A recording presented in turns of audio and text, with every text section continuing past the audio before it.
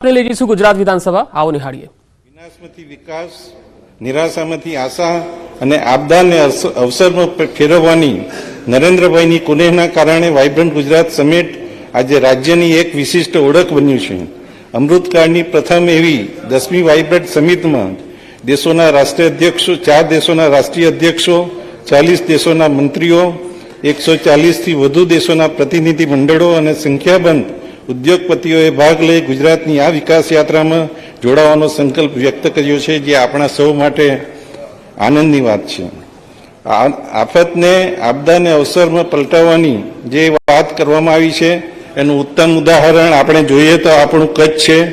કચ્છના ભયાનક ધરતીકંપ પછી માનનીય મોદીજીએ કચ્છને પ્રાણવંતુ બનાવી ઉદ્યોગોનો વિકાસ કરી સાથે સાથે નર્મદાના નીર આપણી સરહદ સુધી પહોંચાડીને કચ્છ એક સમૃદ્ધ પ્રદેશ બની રહ્યો છે.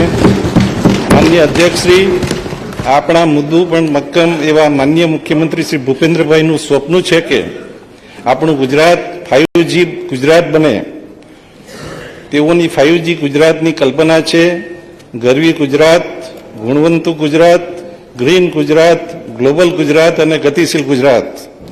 ગરવી ગુજરાત એટલે કે એવું ગુજરાત કે જે અન્ય પ્રદેશથી શ્રેષ્ઠ હોય. ગુણવંતુ ગુજરાત એટલે એવું રાજ્ય જેના નાગરિકોનું જીવન મૂલ્યનિષ્ઠ હોય અને સાંસ્કૃતિક વારસાના જતન સાથે પર્યાવરણ સાથે સામંજસ્ય સાધી જીવન જીવતા હોય. ગ્રીન ગુજરાત કે જેમાં રિન્યુએબલ ઉર્જા અને સર્ક્યુલર ઇકોનોમીને પ્રાધાન્ય હોય. અને ગ્લોબલ ગુજરાત કે જે સમગ્ર વિશ્વ સાથે આર્થિક અને સાંસ્કૃતિક રીતે જોડાયેલું હોય. ગતિશીલ ગુજરાત એટલે કે જેનો વૃદ્ધિ દર અન્ય પ્રદેશો કરતાં વધુ હોય અને તે બદલાતી વૈશ્વિક પરિસ્થિતિમાં પણ આર્થિક રીતે અગ્રેસર રહે. આમ ગરવી ગુજરાતનું વિકાસ તંત્ર ગુણવંતુ હોય, ગ્રીન અર્થતંત્રની સાથે તે ગ્લોબલ હબ બને અને સમય સાથે ગતિશીલ રહે એ અમારો ધ્યેય છે.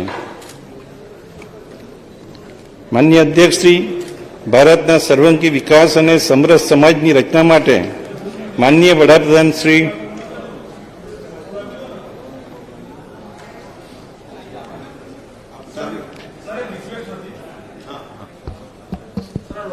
એટલે સ્લો છે સ્પીડ, તો જો બુકલેટો આપી હશે તો બુકલેટો આપી દો, તો બુકલેટના આધારે પણ બંને કરાવો. તમે લોગિન પણ ચાલુ રાખો અને બુકમાંથી પણ જેને જોવું હોય તો અહીંયા, અને બાકી મીડિયાને પણ બંનેને બુક પણ આપી શકશો. Thank you sir. તમે અહીં પણ આપો જેટલી તમારી પ્રતિ છે અહીંયા, અને બંને જગ્યાએ આપો.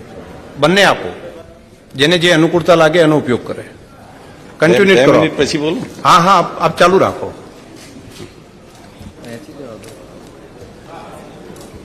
ભારતના સર્વાંગી વિકાસ અને સમરસ સમાજની રચના માટે માનનીય વડાપ્રધાન શ્રી નરેન્દ્રભાઈ મોદીએ સમાજના 4 વર્ગો જ્ઞાન એટલે કે ગરીબ, યુવા, અન્નદાતા અને નારી શક્તિના ઉત્કર્ષ માટે ભાર મૂકેલ છે. આર્થિક વિકાસ અને સામાજિક સુરક્ષાના સુગમ સંયોગથી છેવાડાના માનવી સુધી સરકારની યોજનાઓનો લાભ પહોંચે તેમજ તેમની આવક વધે સુનિશ્ચિત કરવાનું અમે નક્કી કર્યું છે.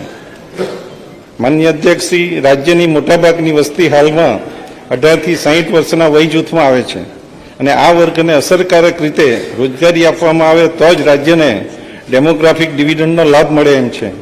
છેલ્લા 2 દશકાના ઝડપી વિકાસના કારણે વિકાસની નવી ક્ષિતિજો ખુલતા રાજ્યમાં રોજગારીની વિપુલ તકો સર્જાયેલ છે. રોજગારીની આ તકોનો લાભ લેવા શિક્ષણ અને કૌશલ્ય વર્ધન દ્વારા યુવાનોને સુસજ્જ કરવામાં આવશે. આ સાથે ગ્રામીણ ક્ષેત્રનો વિકાસ અને અન્નદાતાનું સન્માન કરી કૃષિ ક્ષેત્રની ઉત્પાદકતા વધારવાનું અમારી સરકારનું ધ્યેય છે. ભારતીય સંસ્કૃતિમાં કહેવાયું છે કે યત્ર નાર્યસ્તુ પૂજ્યંતે રમંતે તત્ર દેવતાઃ. જ્યાં નારીનું સન્માન થાય છે ત્યાં દેવતાઓનો વાસ થાય છે. આધુનિક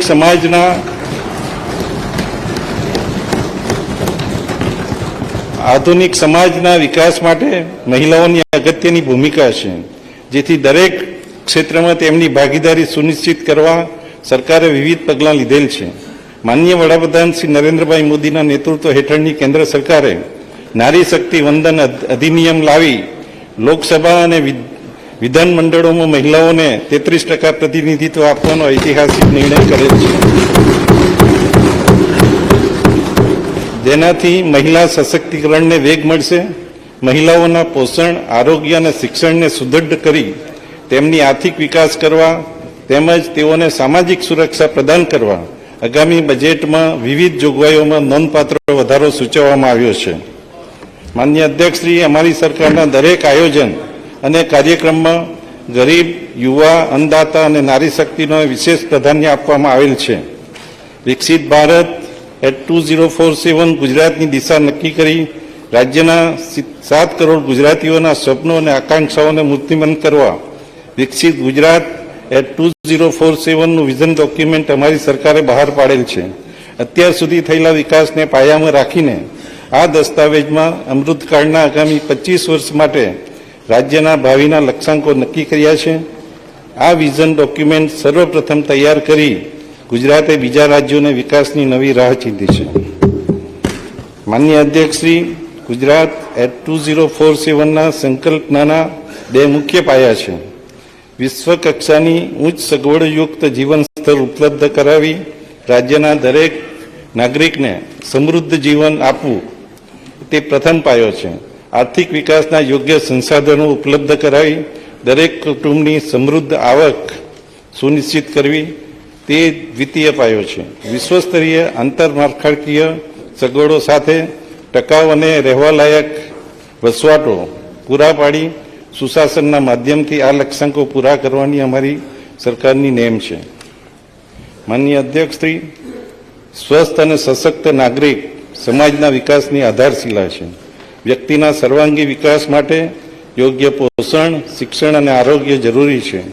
સમૃદ્ધ જીવન માટે આ ત્રણેય પાસાઓને વિકાસના કેન્દ્રમાં રાખી નાગરિકો સાથે મળી સહિયારો પુરુષાર્થ કરવાનો અમારી સરકારનો નિર્ધાર છે. સરકારના આ નિશ્ચયને નક્કર સ્વરૂપ આપતા વિવિધ વિભાગોની પોષણલક્ષી યોજનાઓમાં નોંધપાત્ર વધારો કરવાનો સરકારે નિર્ણય કર્યો છે.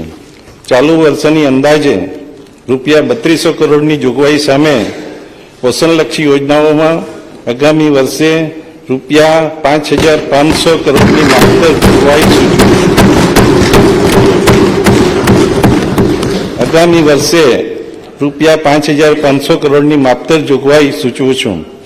બાલ્યકાળથી જીવનની દરેક અવસ્થાને અનુરૂપ પોષકક્ષમ આહાર મળે. દરેક વ્યક્તિ, ખાસ કરીને બાળકો અને માતાઓની શારીરિક અને માનસિક તંદુરસ્તી માટે ખૂબ જ જરૂરી છે. આજના નાગરિકોના પોષણને વધારે સુદૃઢ બનાવી આવનારી પેઢીને વધારે સક્ષમ બનાવવા હું સુપોષિત ગુજરાત મિશનની જાહેરાત કરું છું.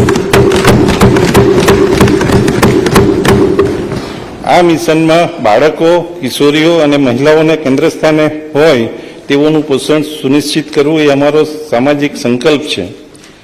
આ મિશન અંતર્ગત પોષણલક્ષી યોજનાઓમાં લાભાર્થીઓનો વ્યાપ વધારવામાં આવશે, નવી યોજનાઓ શરૂ કરવામાં આવશે તેમજ લાભાર્થીઓને મળતી સહાયમાં નોંધપાત્ર વધારો કરી દરેક આયુ વર્ગના બાળકો અને મહિલાઓ માટે યોજનાકીય માળખું વધારે સુદૃઢ કરવામાં આવશે.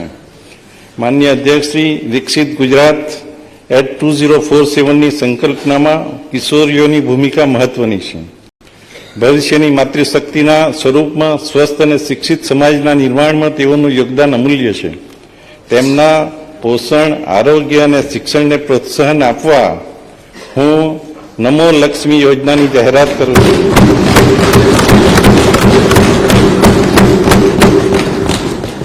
સરકારી, અનુદાનિત, ખાનગી માધ્યમિક અને ઉચ્ચતર માધ્યમિક શાળાઓમાં અભ્યાસ કરનાર પાત્રતા ધરાવતી અંદાજે 10 લાખ વિદ્યાર્થીઓને ધોરણ 9 અને 10 માટે વાર્ષિક ₹10,000 તેમજ ધોરણ 11 અને 12 માટે વાર્ષિક ₹15,000ની સહાય આપવામાં આવશે.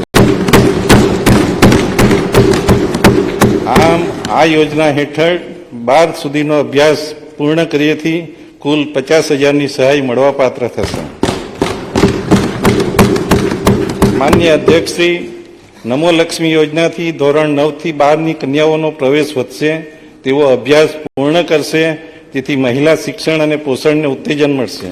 વધુમાં આ યોજનાના અમલીકરણથી પ્રાથમિક શિક્ષણની જેમ માધ્યમિક શિક્ષણમાં પણ સાર્વત્રિક નામાંકન હાંસલ કરી શકાશે. આ યોજના માટે હું આગામી વર્ષમાં ₹1250 કરોડની જોગવાઈ કરું છું. માનનીય અધ્યક્ષશ્રી, સગર્ભા અને ધાત્રી માતાઓના પોષણને